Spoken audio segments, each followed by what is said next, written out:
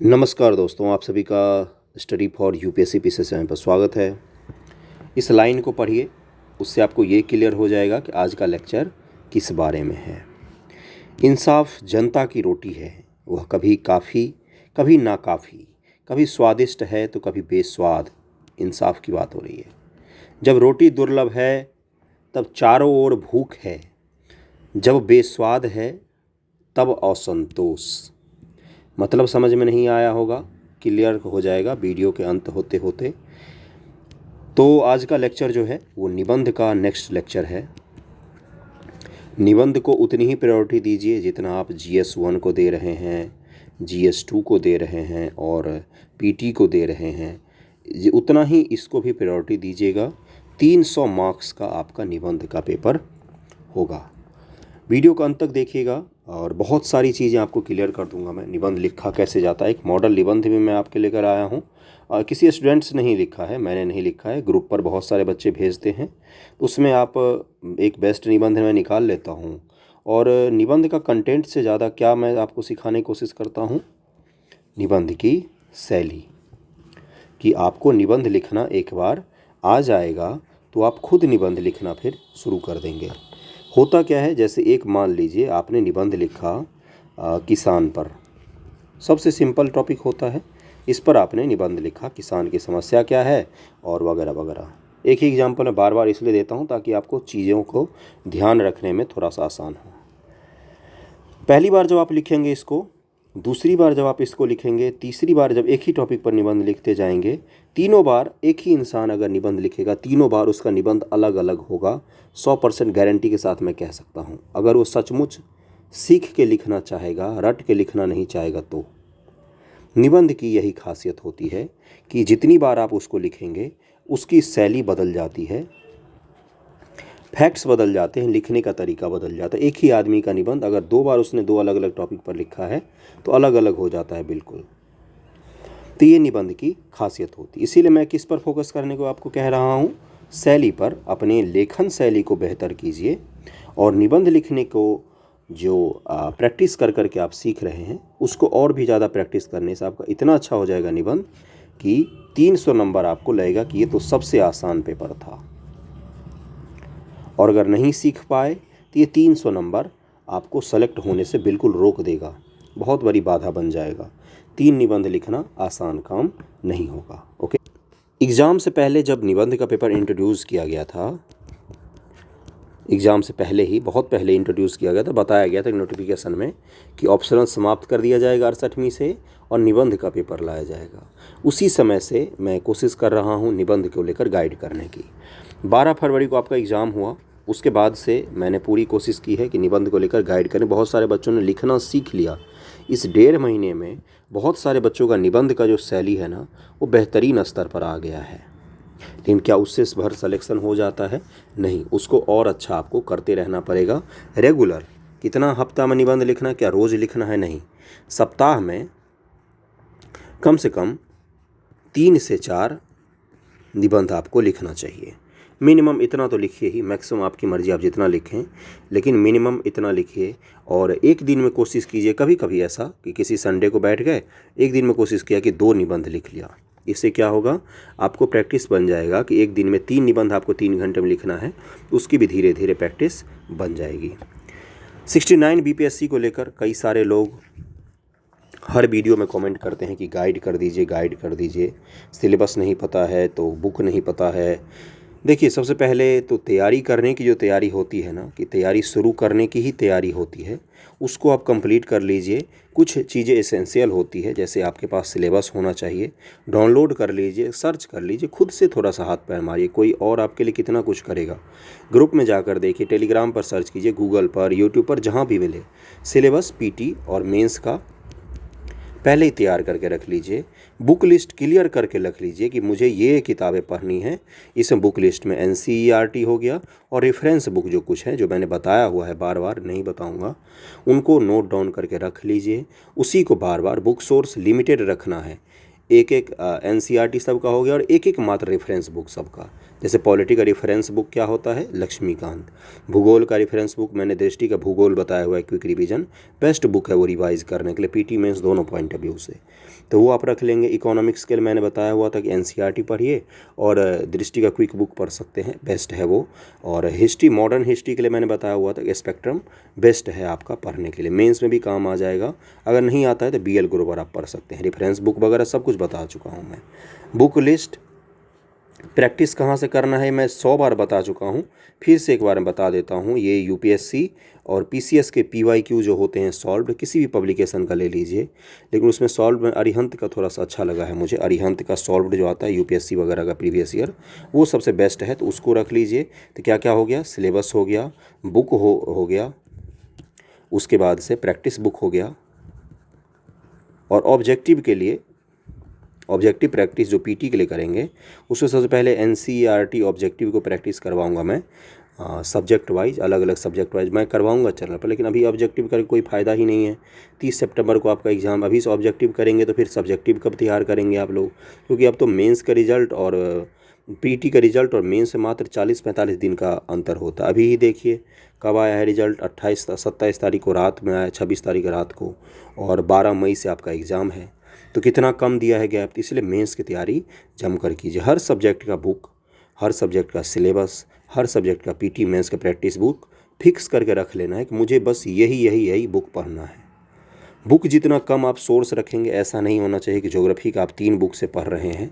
Bihar special के लिए भी मैं बता चुका हूँ, सबके बुक बता चुका हूँ बार बार। अच्छा नहीं लगता है कि विषय पर वीडियो बनाना, रेपुटेशन ख़राब होता है चैनल का। मेन लगता है कि सबको वही चैनल है जो दिन भर गाइडेंस वीडियो बनाते रहते हैं, है ना। तो इसलिए कंटेंट क्रिएट करता हूँ मैं, तो उसमें अगर वेरिएशन नहीं होगा, अलग अलग टॉपिक पर नहीं होगा, तो लोग देखना छोड़ देंगे वीडियोस को, है ना। तो इसलिए थोड़ा सा गाइडेंस नाम से प्लेलिस्ट ही है, उसमें जाके आप देखेंगे तो आपको कमेंट करने की आवश्यकता नहीं पड़ेगी। उसमें हर तरह का गाइडेंस मिल जाएगा, आंसर राइटिंग भी बेसिक से मैंने सिखाया हुआ है, वो सब कुछ आपको मिल जाएगा। ओके, आईआर का लेक्चर वगैरह देखा कीजिए, GS1 GS2 का भी लेक्चर आपको मिल जाएगा।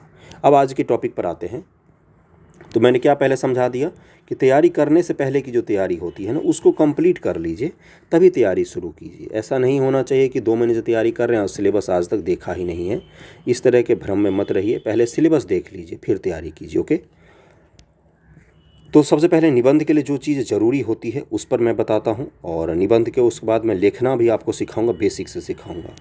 जैसे एक निबंध लिया मैंने, एक एग्जाम्पल ले लेके मैं समझाऊंगा।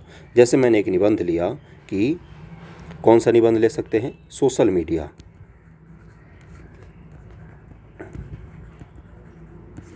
सोशल मीडिया समाज के लिए अच्छा या बुरा, बस यही लिया।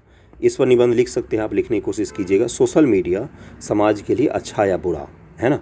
तो सबसे पहली बात तो क्या पूछा है, सब्जेक्ट को आप अगर आप देखेंगे तो सोशल मीडिया की मैंने बात की है, इसको अंडरलाइन कर लेंगे। समाज के लिए अच्छा या बुरा, तो समाज को अंडरलाइन कर लेंगे। अच्छा या बुरा, अब ये आप पर डिपेंड करता है कि आप सोशल मीडिया को समाज के लिए अच्छा मानते हैं या बुरा मानते हैं। एक ही टॉपिक पर निबंध लिखना और जीएस में यही फ़र्क होता है कि जीएस के सवाल के आंसर सबके लगभग में सेम ही होते हैं, कंटेंट लिखने का तरीका अलग अलग हो सकता है, लेकिन निबंध में लिखने में आदमी की सोच डिपेंड करता है कि वो सोशल मीडिया को अच्छा मानता है या बुरा मानता है। एक ही बंदूक है, वो बंदूक आतंकवादी के हाथ में होता है तो वो क्या हो जाता है, हमारे लिए बुरा हो जाता है, लेकिन किसी आर्मी मैन के हाथ में होता है तो हमारी रक्षा करता है। बस फ़र्क सोशल मीडिया का भी यही है। सोशल मीडिया को आप किस दृष्टिकोण से समाज के लिए उपयोगी मानते हैं और किस दृष्टिकोण से उसको बुरा मानते हैं, इसको आपको तथ्यात्मक तरीके से लिख देना है इस निबंध में, बस यही करना है। अब इसकी शुरुआत कैसे करनी होती है वो सब पर हम लोग बात करेंगे।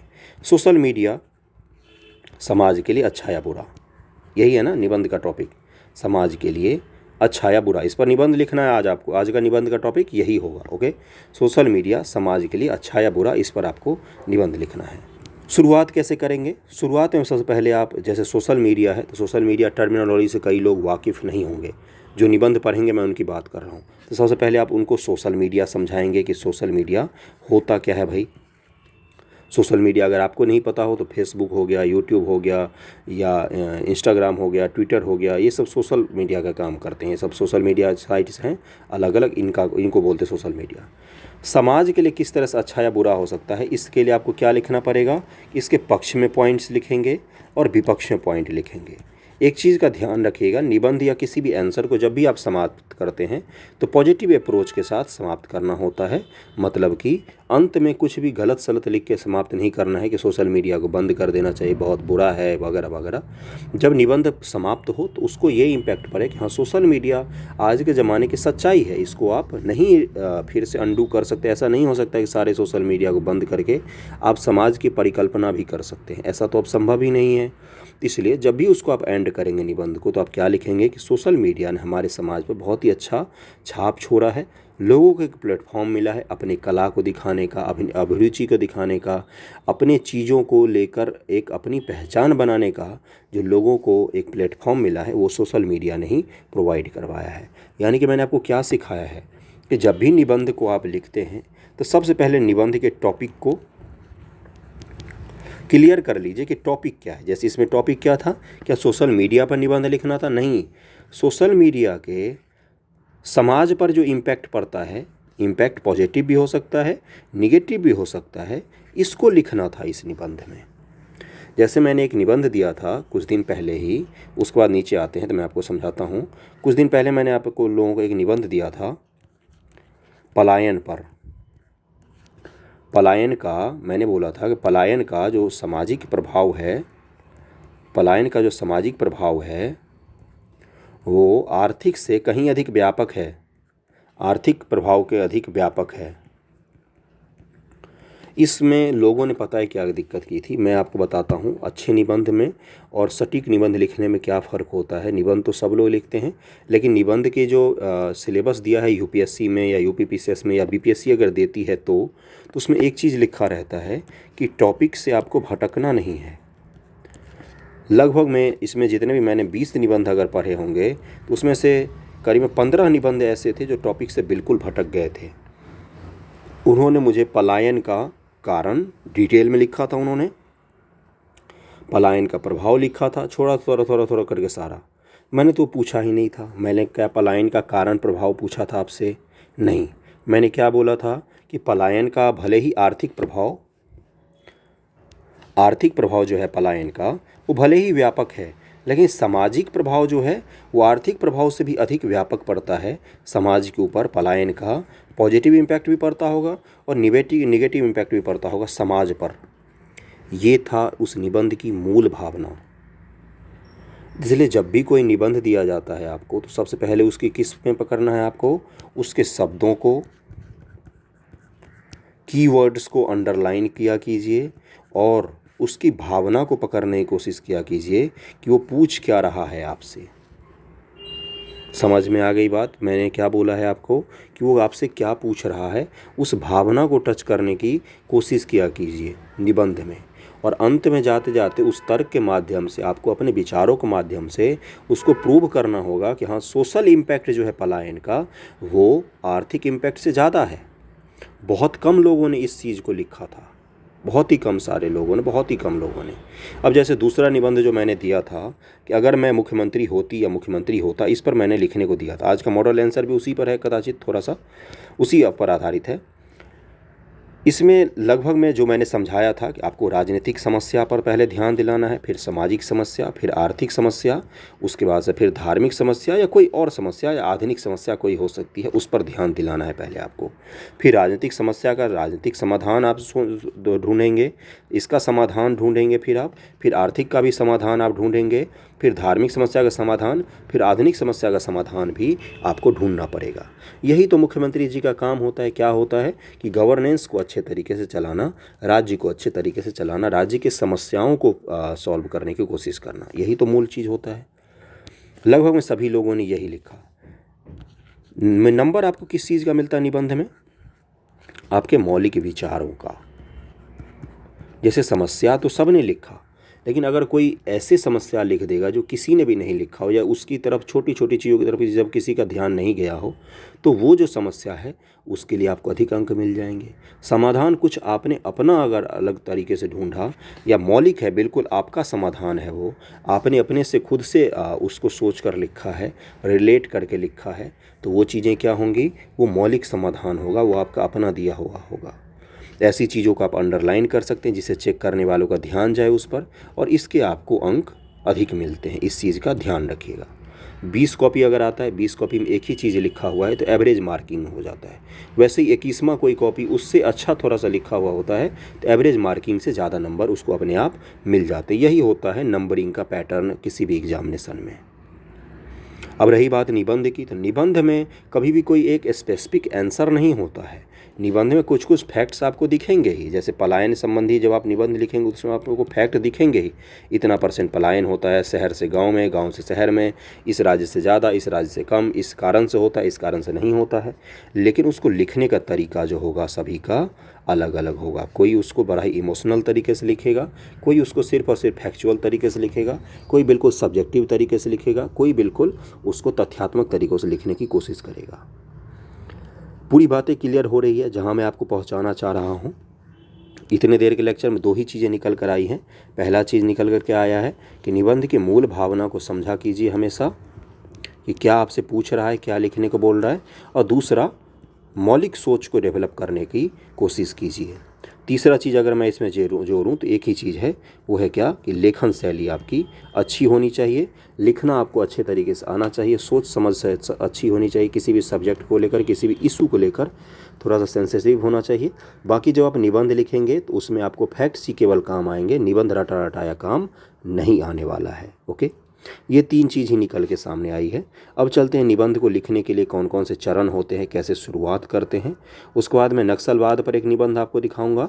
वीडियो थोड़ा सा लंबा होगा क्योंकि चीज़ों को डिटेल में क्लियर करना चाहिए, बिल्कुल बारीकी के साथ। ओके, जिनके लाख से लाख सब्सक्राइबर हैं बीपीएससी के फील्ड में, वो भी इतने बारीकी तरीके से नहीं समझाते हैं क्योंकि उन्होंने खुद नहीं समझने की कोशिश की है कभी इन चीज़ों को लेकर।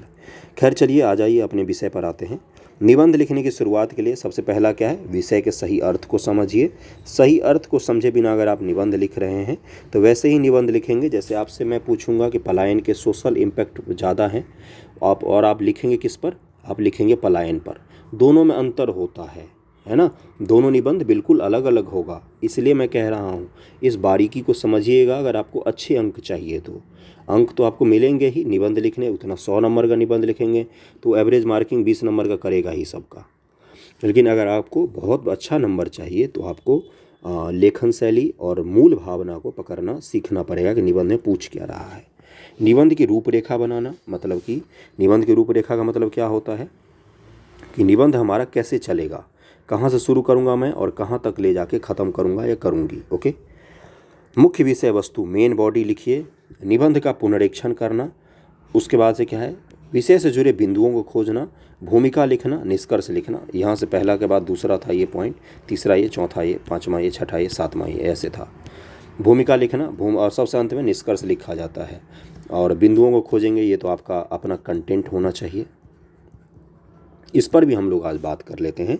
बहुत सारे लोगों के पास लिखने की चीज़ों की कमी होती है कि हम लिखेंगे क्या, ये तो हमें पता ही नहीं है। इस पर थोड़ा सा बात करते हैं, उसके बाद मैं आपको निबंध मॉडल पढ़वाऊँगा और कुछ और समझाने की कोशिश करूँगा मैं। जैसे देखिए, जैसे पूछा गया कि सबसे मेन चीज़ किस पर हम लोग बात करेंगे, कंटेंट, कि सर हमारे पास लिखने को लेकर चीज़ें ही नहीं है कि हम लिखें क्या, है ना। ये समस्या होती है कि हम जैसे हमें पता ही नहीं है कि इशू पता ही नहीं है। अब जैसे मान लीजिए कोई एक समस्या लेते हैं, जैसे सोशल मीडिया। क्या है सोशल मीडिया?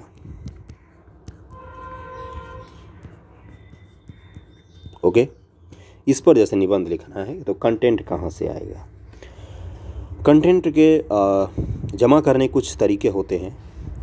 पहला होता है कि आप जब पढ़ते हैं चीज़ों को, उसके द्वारा कंटेंट आपके पास जमा होता जाता है। जैसे कोई किताब आपने पढ़ा, न्यूज़पेपर कोई सा भी हो सकता है, कोई ज़रूरी नहीं है कि हिंदी इंग्लिश, जो आपको मिलता है आप उसको पढ़ते हैं, उसमें से आपको चीज़ें मिल सकती हैं। और न्यूज़ देखते हैं यूट्यूब पर, वहाँ से चीज़ें मिल सकती है। ये होता पहला पढ़ने का। दूसरा होता है चीज़ों को खुद से अपने से ऑब्जर्व करने का। जब खुद से आप चीज़ों को ऑब्जर्व करते, जैसे सोशल मीडिया का समाज पर क्या प्रभाव पड़ा है, क्या आपको लगता है कि वाकई इसको आपको किसी किताब से पढ़ने की ज़रूरत है? आप अपनी आँख खोल के ये नहीं देख सकते हैं कि फेसबुक का समाज पर क्या प्रभाव पड़ा है, ट्विटर का समाज पर क्या प्रभाव पड़ा है, यूट्यूब का समाज पर क्या प्रभाव पड़ा है, इंस्टाग्राम जो आप दिन भर रील देखते रहते हैं पतली कमरिया वाला, उसका क्या प्रभाव पड़ा है समाज पर, ये आपको नहीं पता है क्या? क्या ये चीज़ें किताब से पढ़ना पड़ेगा? नहीं। तो सबसे ज़्यादा जो आपको चीज़ें मदद करेगी वो है आपका खुद का ऑब्जर्वेशन क्या है किसी चीज़ को। Okay, observation.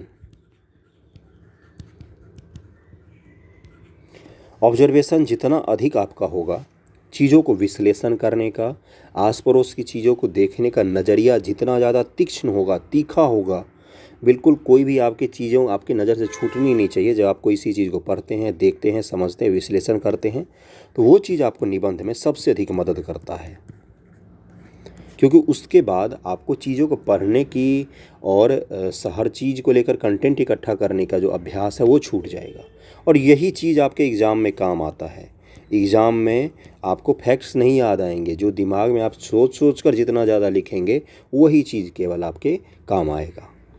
इसलिए ऑब्जर्वेशन को सबसे अधिक प्राथमिकता दीजिए जब आप निबंध को लिखते हैं। दूसरे स्तर पर आता है कि जो आप पढ़ते हैं चीज़ों को, जीएस में भले ही पढ़ेंगे, सिलेबस के अलग अलग हिस्सों में पढ़ेंगे, करंट में जितने चीज़ों को पढ़ेंगे, ये सब दूसरे स्तर की चीज़ें आती हैं।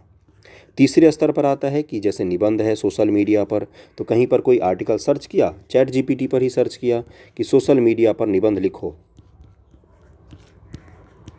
सोशल मीडिया पर चैट जीपीटी को बोला कि निबंध लिखो, उसको एक बार पढ़ लीजिए। सबसे अच्छा कंटेंट आजकल इकट्ठा करने का तरीका हो गया एआई के माध्यम से, एआई चैटबॉट जो होता है चैट जीपीटी वगैरह, या गूगल पर सर्च कीजिए सोशल मीडिया पर निबंध। लेकिन कितने टॉपिक पर आप निबंध तैयार करके जाएंगे? कोई अंत है? कहाँ से पूछेगा निबंध का? निबंध पेपर की सबसे बड़ी खराबी यही है कि उसका कोई सिलेबस डिफाइन नहीं होता है। तो इसलिए मैं सिखा रहा हूँ, यही 3 माध्यम होता है मुख्य रूप से निबंध के लिए कंटेंट इकट्ठा करने का। हाँ, कुछ आंकड़े ऐसे होते हैं जो आप सामान्यतः यूज कर सकते हैं। इकोनॉमिक्स से जुड़े हुए आंकड़े होते हैं, सोशल से जुड़े हुए आंकड़े होते हैं, क्राइम के लिए एनसीआरबी का रिपोर्ट सबसे बेस्ट होता है, पर्यावरण से जुड़े हुए आंकड़े वर्ल्ड लेवल पर जारी किए जाते हैं या नीति आयोग का है उसमें, इन सब चीज़ों को आप यूज कर सकते हैं अपने निबंध में। यही बस आपके हाथ में, और कुछ नहीं है। आंकड़े आप ज़्यादा से ज़्यादा इकट्ठा कर सकते हैं, फैक्ट इकट्ठा कर सकते हैं, बाकी आपके हाथ में कुछ भी नहीं होगा। बाकी जो आप सोच समझ जितनी अच्छी होगी उतना ही अच्छा आपका निबंध होगा। बस कंटेंट इकट्ठा करने का यही माध्यम है। या तो जो दृष्टि की बुक है या निबंध की बुक है उसको शुरू से अंत तक पढ़ लिया आपने, लेकिन आप जीएस के तो याद नहीं कर पाते, इतने सारे निबंध को कैसे याद कर पाएंगे, है ना? तो जो मैंने बताया है उस चीज़ को ध्यान में रखिएगा। अब आते हैं कि निबंध में क्या हम पॉइंट में लिखते हैं? नहीं, हमेशा पैराग्राफ में लिखते हैं।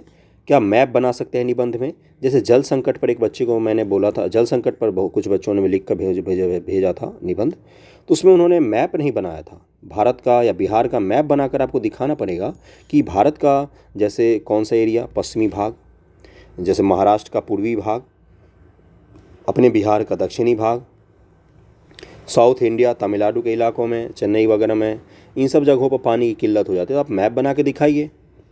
मैप बना सकते हैं भाई, बिल्कुल बना सकते हैं निबंध में, अगर ज़रूरत है तो ज़बरदस्ती नहीं मैप घुसाना है, ज़बरदस्ती कुछ भी नहीं करना है, तो मैप बना सकते हैं और अच्छे से लिखने की कोशिश कीजिएगा। ओके, पूरा मैंने समझाया। आज का निबंध का टॉपिक क्या है? Social media